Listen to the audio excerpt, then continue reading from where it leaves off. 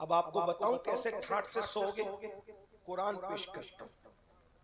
कुरान, हुजूर से वफा। एक बात, हुजूर से वफा करो। आपकी कब्र बादशाह के महल से कीमती होगी। बादशाह के जितने खुद्दाम नहीं होते अंदर, उससे ज्यादा तुम्हारे खुद्दाम। बादशाह को नरम गद्दों वैसा गद्दा नहीं मिलता जैसा गद्दा तुम्हें मिलेगा। कोई लफ्जाजी नहीं कर रहा हूं, बहुत नॉर्मल सी बात कर रहा हूं कुरान हदीस की रोशनी में। एक बात बताऊं, देखो अल्लाह कैसे सुलाता है वफादारों को कब्र में। कुरान में सूरह कहफ के अंदर असहाबे कहफ का जिक्र किया गया।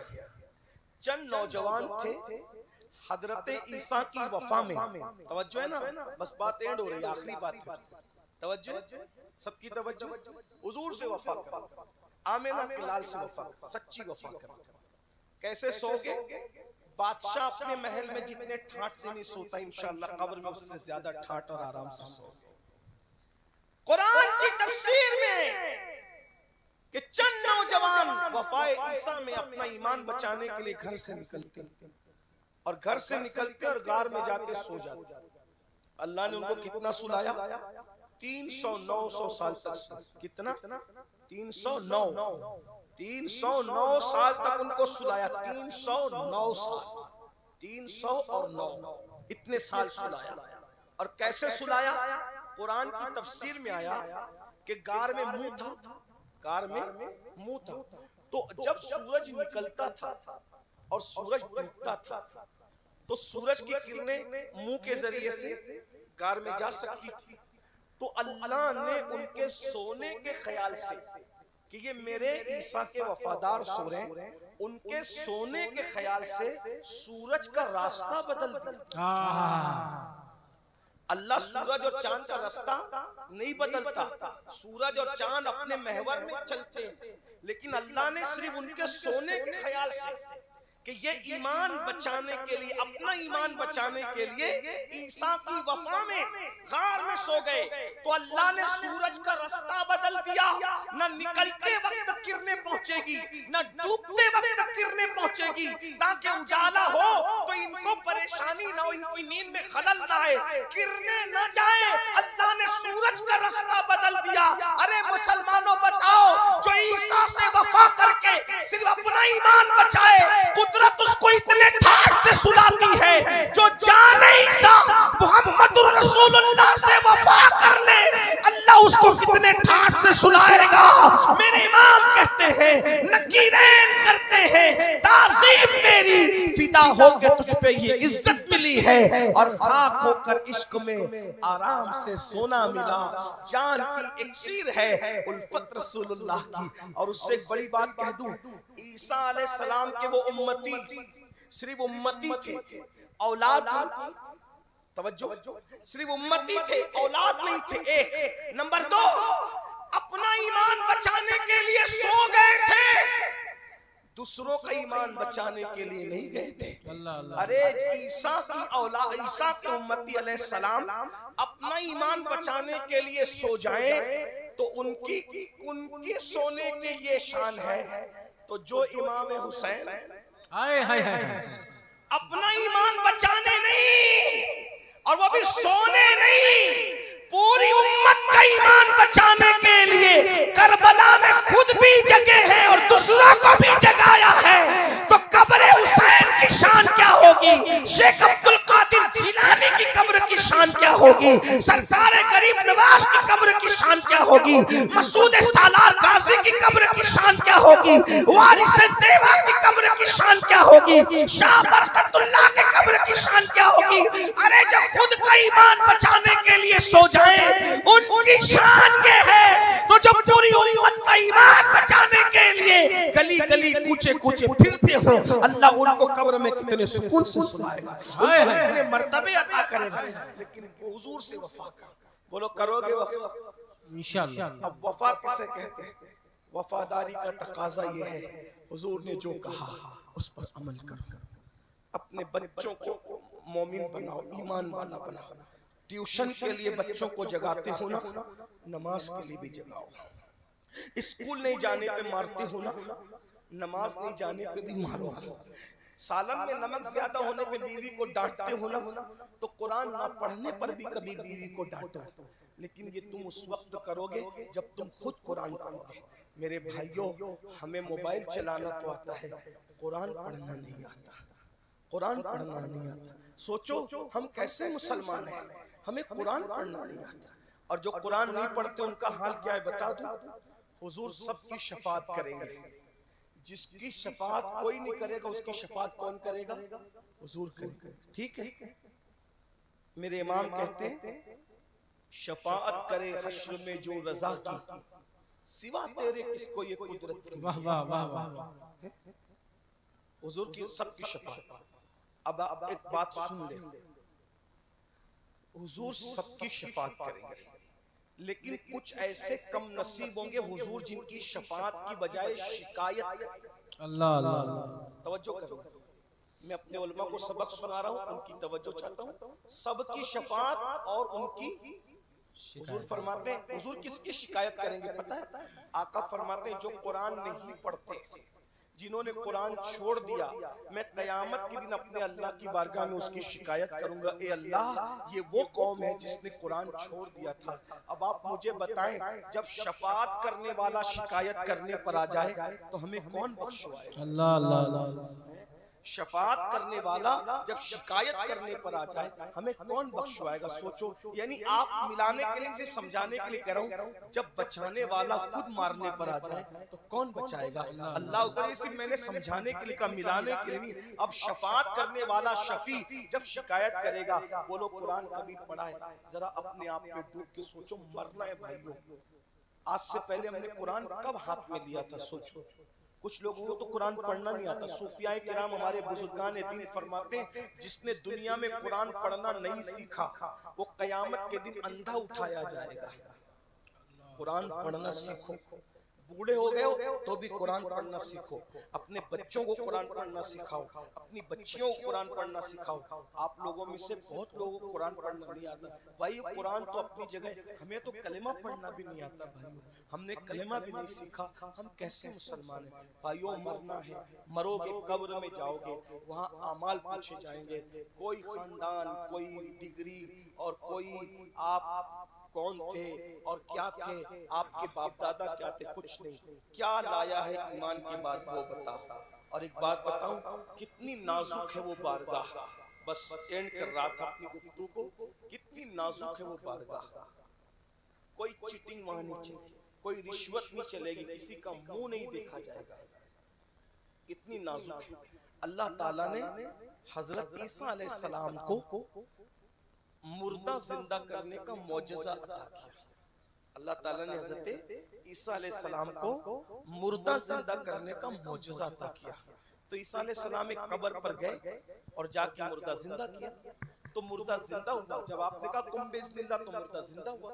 वो खड़े होकर बाहर निकला, उसने कहा क्या कयामत आ गई? तो हजरत ईसा अलैहिस्सलाम ने कहा नहीं भाई, कयामत नहीं आई, अल्लाह ने मुर्दा जिंदा करने का मौजज़ा दिया, मैं ईसा हूँ तो मैंने तुझे जिंदा कर लिया। तो बता क्या हाल है? अब सुनो गौर से, बहनें भी खास तवज्जो, सब लोग गौर से सुनो ध्यान से। क्या हाल है कब्र में? उसने कहा ए अल्लाह के पैगंबर, मैं बहुत नेक आदमी हूँ, मैं अपनी कौम का बहुत नेक आदमी हूँ, बड़ा परहेजगार मुत्तकी हूँ। हजरत सदियों बीत गए मेरे इंतकाल को, सदियों बीत गए, मैं मर गया और आज आपने जिंदा किया। कहा बता क्या अल्लाह ने सुलूक किया? कहा हजरत बहुत नेक और मुत्तकी होने के बाद भी अभी तक मेरी मगफिरत नहीं हुई है, मेरी बख्शिश नहीं हुई है। भाइयों ये मगफिरत आसान नहीं, हम लोगों ने खेल समझा है मगफिरत को। कुरान में अल्लाह ने महबूब से, अगर मैं गलती करूं तो मेरे उलमा मेरी इस्लाह करेंगे, मैं उसको कबूल करूंगा। मैं कुरान पेश करूंगा। कुरान में अल्लाह ने महबूब से कहा वकुल रब्बिग़फिर वरहम व अंत खैरुर राहिमीन। ऐ मेरे महबूब आप मुझसे यूं अर्ज करें कि अल्लाह मेरी मग़फ़िरत। शाफ़ई यौमुन नुशूर से अल्लाह फरमा रहा है, क्योंकि जहां जहां कुरान में कुल है, कुरान में जहां जहां कुल है, सारे मुफस्सिरीन का इस पर इत्तेफाक है कि उस कुल से मुराद सिर्फ हुजूर मुखातिब है और कोई नहीं। अल्लाह अल्लाह कुल में हुजूर सिर्फ मुखातिब। वकुल रब्बिग़फिर, ऐ महबूब यूं कहिए, ऐ मेरे रब, रब्बिग़फिर, मेरी मग़फ़िरत फरमा। जो बख्शे बख्शाए हैं, जिनके कदमों का सदका जन्नत है, जो हर गुनाह से पाक है, मासूम है, गुनाह जिसके करीब से कभी गुजर कर भी नहीं गया, खता जिसके करीब से कभी गुजर कर भी नहीं गई, तसव्वुरे गुनाह भी कभी गुजर कर नहीं गया। तालीम उम्मत के लिए उस रसूल से कहा जा रहा है, आप कहें कि अल्लाह मेरी मग़फ़िरत फरमा, और तू बेशक रहम फरमाने वाला और मग़फ़िरत फरमाने वाला है, और तू बहुत रहम करने वाला है। आपसे पूछता हूँ, क्या हम मग़फ़िरत भी मांगते हैं अल्लाह से? पहली बात तो अल्लाह से कुछ मांगते ही नहीं, टाइम ही नहीं अल्लाह से मांगने की। हम सियासी लीडरों के दरवाजे पे भिखारी बन करके खड़े हैं, हम सेठों के दरवाजे पे भिखारी बन के खड़े। कितना नादान है इंसान तू, भिखारियों के सामने भीख मांग रहा है और बादशाह के पास नहीं आता। जब तक मुसलमान खुदा की चौखट से वाबस्ता थे, उनको किसी के आगे मांगने की जरूरत पेश नहीं है। मैं तो आपसे कहता हूं, अल्लाह के बंदो, अगर बेटी को रिश्ता नहीं आता, रोजी नहीं है, परेशानी है, आओ, जब सब सो जाएं तो 2 रकात वुजू करो अच्छे से और 2 रकात नमाज पढ़ो। कब पढ़ो? जब सब सो जाए। अल्लाह तू जाग रहा है, मैं जाग रहा हूं। क्या बात, तू सोने से पाक है, मुझे नींद आती है, लेकिन आज मैं इसलिए नहीं सोया कि मेरा अल्लाह जाग रहा है। बादशाहों का बादशाह, शहंशाहों का शहंशाह, दाताओं का दाता, रब्बुल अरबाब, जिसने अंबिया की झोली भरी, जिसने औलिया की झोली भरी, जिसने सहाबा की झोली भरी। अरे मेरा अल्लाह वो है जो जमीन को फाड़ करके उस नन्हे से दाने से पौधा पैदा करता है, जो दिन को समेट कर रात लाता है, रात को समेट के दिन लाता है। अपने अल्लाह की कद्र करो। तुमने खुदा की कद्र नहीं की, वमा क़दरुल्लाह हक़्क़ क़द्री, अल्लाह की कद्र नहीं करते। अरे सबके आगे भिखारी बनने वालों, बेटी को रिश्ता नहीं, परेशान हो, करवटें बदल रहे हो, रोजी नहीं, रोटी नहीं, औलाद नहीं, क्या मुसीबत है? 2 रकात नमाज पढ़ो अच्छा वुजू करके, और पूरे यकीन से खुदा की बारगाह में गिड़गिड़ाओ। मुराद न पूरी हो तो फिर कहना। बस एक ही काम करना, अपने नबी को वसीला बना लेना, पंजतन पाक को वसीला बना लेना, हुजूर के वालिदैन को वसीला बना लेना, खुलफाए राशिदीन को वसीला बना लेना, गौस व ख्वाजा को वसीला बना लेना। अल्लाह के नेक बंदों को वसीला बना के मांगो, न मिले तो फिर कहना। कुछ लोग कहते हैं नहीं हजरत हम गुनहगार हैं, यही तो मायूसी है। इकबाल ने कहा था, बुतों से तुझको उम्मीदें, खुदा से नामीदी, बुतों से तुझको उम्मीदें, खुदा से नामीदी, मुझे बता तो सही और काफरी क्या है? फिर और कुफ्र किसे कहते हैं वो तो बता दो। गिड़गिड़ाना सीखो, अल्लाह से रिश्ता मजबूत करना सीखो। बहरहाल तो ईसा अलैहिस्सलाम से उसने कहा, हजरत मैं बहुत नेक, मैं बहुत मुत्तकी था, बरसों बीत गए, सदियां बीत गई मरे हुए, अभी तक बख्शिश नहीं हुई, मगफिरत नहीं हुई। अब सुनना गौर से, एंड हो रही है बात। ईसा अलैहिस्सलाम ने पूछा, मेरा अल्लाह किसी पे जुल्म नहीं करता, मगफिरत न हुई उसकी वजह तो बता। कोई वजह तो रही होगी, तेरी मगफिरत नहीं हुई। अब सुनो क्या वजह है, वो वजह सुन लो, बात पूरी हो रही है। वजह ये थी, उसने कहा हजरत मैं कुली था। कुली समझते जो लोगों का बोझ उठाता है, मैं कुली था, कुली। एक दिन मैंने खाना खाया और मेरे दांत में कुछ चीज खाने की फंस गई। उसी वक्त तो कोई बंदे ने मुझसे कहा, भैया मैंने लकड़ी खरीदी है, ये लकड़ी का गट्ठा उठाओ और मेरे घर तक पहुंचा दो।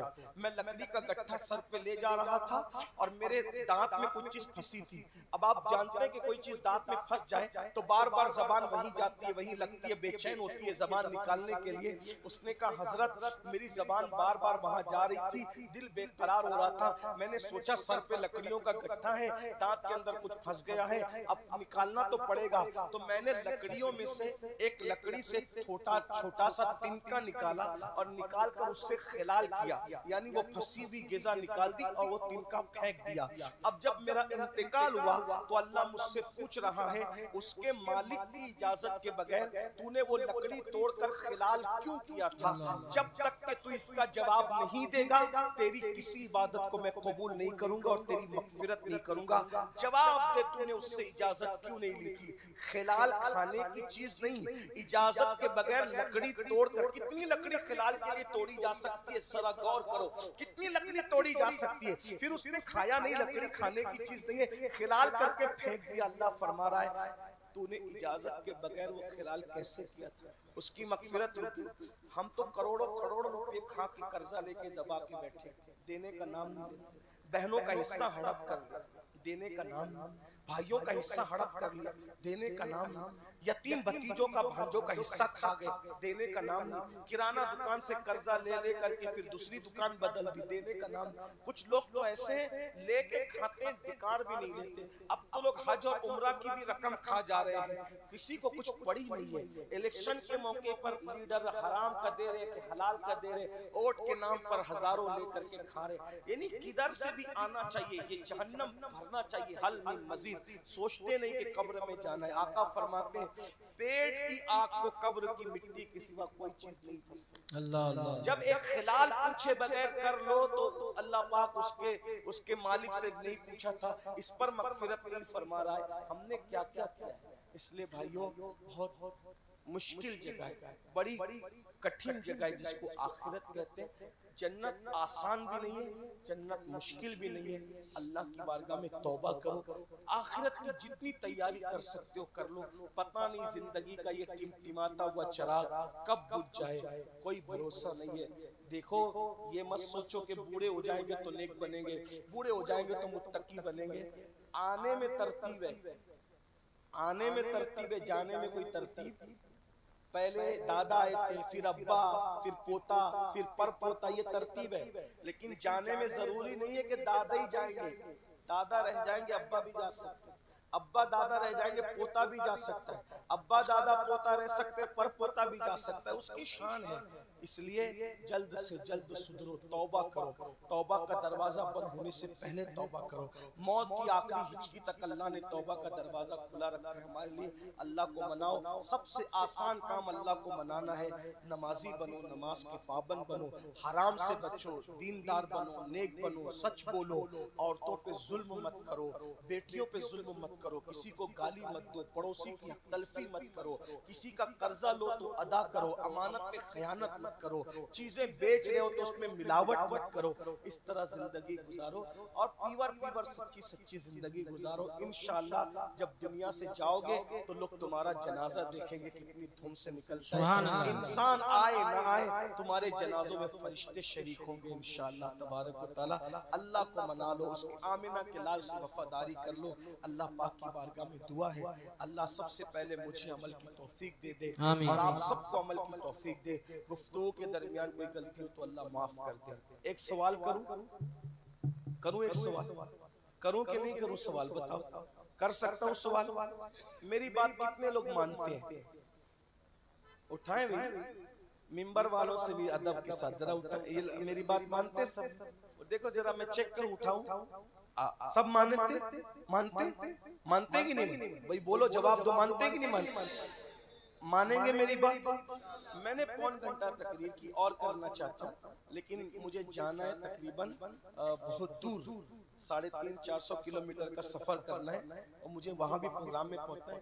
ये सैयद बादशाह तशरीफ लाए थे, हमें हुक्म दिया था आने के लिए। मेरी आदत है कि मैं उलमा और सादात की बात नहीं काटता, तो हम आ गए और उल्टा सफर हमें फिर करना है और शायद अब जाते जाते पता नहीं कितना टाइम लगे, अल्लाह की मर्जी। लेकिन दिल ये था कि सैयद बादशाह का दिल खुश कर दे, ये खुश हो जाएंगे, इनके नाना खुश हो जाएंगे, अपना काम बन जाएगा। तो आप मेरी बात मानते हैं ना? सब लोग मानेंगे? ये महफिल अभी खत्म नहीं हुई, ये महफिल अभी चलेगी। हमारी मजबूरी है कि हमें जाना है, आपकी तो कोई मजबूरी नहीं है। तो अब यहाँ से उतर के मैं जाऊंगा, लेकिन ना ऊपर वालों में से कोई खड़ा होगा ना नीचे वालों में से कोई खड़ा होगा। अगर आपने मेरी एक बात मानी तो मैं समझ जाऊंगा कि आप मेरी पूरी तकरीर पर अमल करेंगे। और अगर आप मेरी एक बात नहीं मानेंगे तो पौन घंटे की तकरीर पे क्या अमल करेंगे? तो मैं सोचूंगा आया भी ऐसे ही और गया भी ऐसे। तो बोलो कितने लोग मेरे पीछे उठ के भागेंगे? जरा हाथ उठाए तो कितने लोग उठ के भागेंगे? कोई नहीं भागेगा, सब लोग बैठे रहेंगे। आगे का प्रोग्राम अभी मैं आया तो इस्माइली साहब, जाकिर इस्माइल साहब ने कहा कि हजरत मैं तो 2 घंटे से अभी तक मेरा नंबर नहीं आया। तो अभी तक इतने सब लोग हैं, इनके नंबर नहीं आए। तो ये भी तो मेहमान है, जैसे मैं मेहमान हूँ, ये भी मेहमान है। मेहमान मेहमान ही होता है, हमें सबको सुनना है। अगर मेरी मजबूरी नहीं होती तो मैं भी सबको सुन के जाता। अब मैं चेक करता हूँ इस इलाके का नाम क्या है, देखो फिर आप तो नाकाम नाकाम नाकाम नाकाम, नहीं कोई नहीं उठेगा। भाई समझे जरा बात, आप लोग उठेंगे? आपका इम्तिहान है, उठेंगे आप लोग? आप मैं जरा चेक करता हूं। अस्सलाम वालेकुम, आपके गांव का नाम क्या है? शहमुशाह शरीफ। शहनशाह लोगों, इतने बड़े अल्लाह वालों के साथ रहते हो। देखो देखो, मैं मिंबर वाला भी कोई नहीं उठ सकता भाई, मेरे पीछे आने। अच्छा, ये जो मेरे साथ जाने वाले,